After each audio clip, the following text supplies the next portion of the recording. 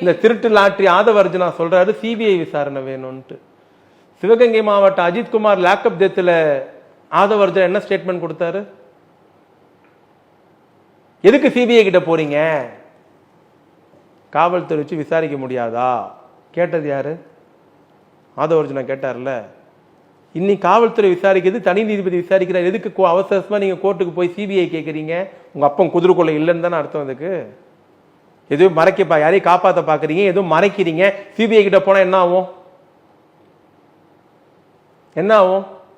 இந்த வழக்கு முடிய 5-6 வருஷம் 10 வருஷம் ஆகும். மக்கள் மறந்துடுவாங்க.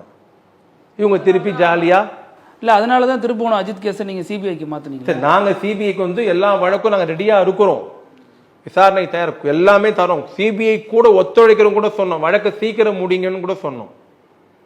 அன்னைக்கு ஏன் சிபிஐ போறீங்க கேட்டது நீங்க தானே.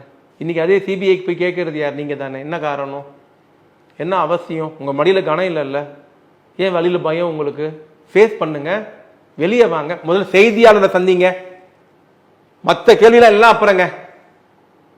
திக்கு இருந்தால், திராணி இருந்தால், ஆண்மை இருந்தால் முதல்ல பிரஸ் மீட்டை பார்க்க சொல்லுங்க. ஏன் இந்த 4 அயோக்கியனுங்க போல ஹாஸ்பிட்டலுக்கு ஏன் ஓடி வந்துட்டீங்க?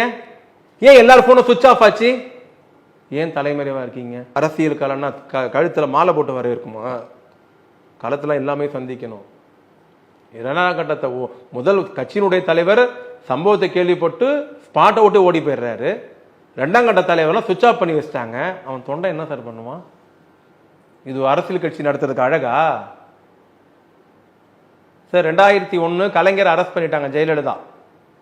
ஒரு முன்னாள் முதலமைச்சரை, மூத்த தலைவரை ரொம்ப ரணகலமா கைது பண்றாங்க. அதை கண்டிச்சு ஆகஸ்ட் 29 திமுக சென்னையில் கண்டன பேரணி நடத்துது.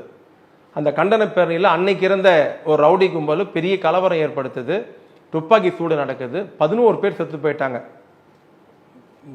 ரவுடிங்க வெட்டியும் போலீஸ் துப்பாக்கி சூடும்.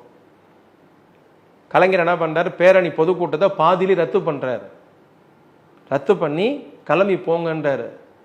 கலைஞருக்கு அன்னைக்கு வயசு 80 வயசு, 80, 82, 83 வயசு நினைக்கிறேன். நைட்டு 12 மணிக்கு ராயப்பேட்டை ஹாஸ்பிட்டலுக்கு வந்தார் கலைஞர். 80-90 பேர் அட்மிட் ஆயிருந்தாங்க. நைட்டு 12 மணிக்கு ராயப்பேட்டாக்கு வந்தார் சார் கலைஞர். நடக்கும் தோல்ல கை வச்சுன்னு பொறுமையா நடந்து வந்தார் கலைஞர். அவருடைய பையன் அண்ணன் மூகா தமிழரசோடு வந்து எல்லாரையும் பார்த்துட்டு ஆறுதல் சொல்லிட்டு மருத்துவரிடத்துல சிறப்பான முறை சிகிச்சை அளிக்கணும்னு சொல்லிட்டு போனாரு.